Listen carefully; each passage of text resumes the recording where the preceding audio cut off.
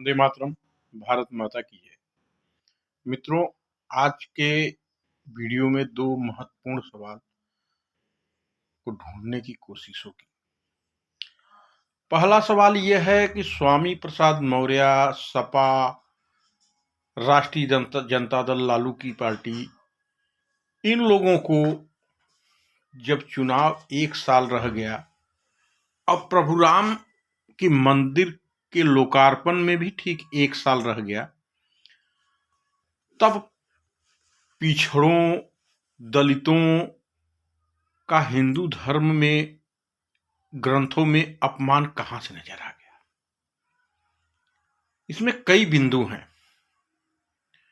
पहली बिंदु तो यह है कि विधानसभा चुनाव में समाजवादी पार्टी ने जिस तरह उत्तर प्रदेश में ब्राह्मणों पर अत्याचार का मुद्दा बनाया और भगवान परशुराम की मूर्ति को स्थापना करके चुनाव लड़ने की कोशिश लड़ी और उसमें उनको मात खानी पड़ी।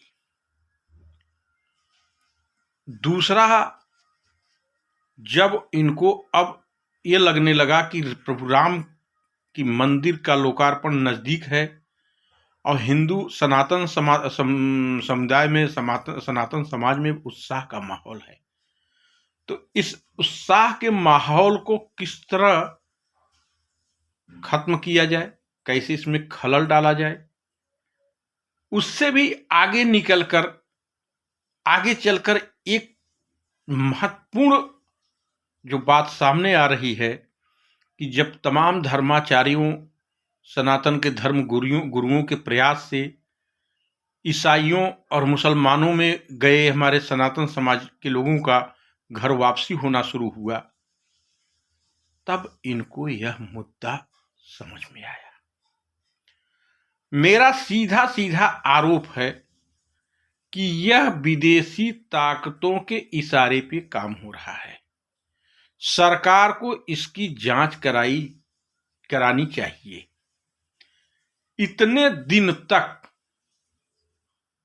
समाजवादी पार्टी की उत्तर प्रदेश में 3-4 बार सरकार बनी, 3 से 4 बार मायावती की सरकार बनी, जिसमें स्वामी प्रसाद मौर्य मुख्यमंत्री के बाद की स्थिति में थे, माने सेकंड मुख्यमंत्री कहा जाता था इनको।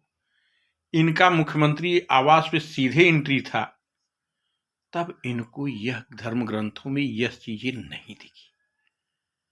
यकाएक इनको ताड़ना का अर्थ दंड समझ में आने लगा, इनको तमाम त्रुटियां नजर आने लगी और ये गर्व से कहने लगे मैं शूद्र हूं। मित्रों, मैं ही नहीं, तमाम पिछड़े वर्ग के भाइयों से भी मेरी वार्ता हुई, उनको भी शंका है कि यह विदेशी फंडिंग के द्वारा इस मुद्दे को धार देने की कोशिश हो रही है, क्योंकि जब सनातन में दरार आती है तब सनातन कमजोर होता है। और आज जिस तरह सनातन का परचम सिर्फ देश नहीं विदेशों में लहर रहा है, विदेशी फंडिंग हो रही है और यह मुद्दा बनाया जा रहा है।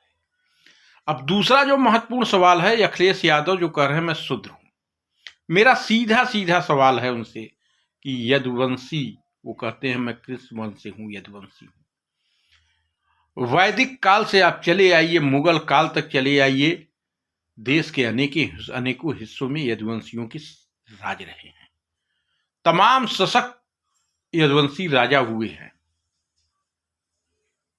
आप शूद्र कैसे हुए? आप पिछड़े कैसे हुए? यही नहीं, अंग्रेजों के समय में भी इनका दबदबा था, और जब भारत आजाद हुई तो राजनीतिक रूप से भी ये दबदबे वाले थे और अपने दबंगई से पिछड़े वर्ग में शामिल हुए और पिछड़े वर्ग में शामिल होकर अन्य पिछड़ों के हिस्से की मलाई इन्होंने खाई है।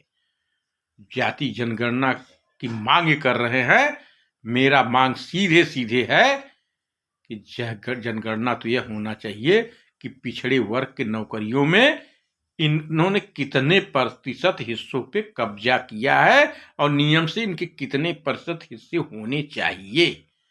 सरकार को इसकी गणना कराना चाहिए और तब न्याय होगा। वंदे मातरम, भारत माता।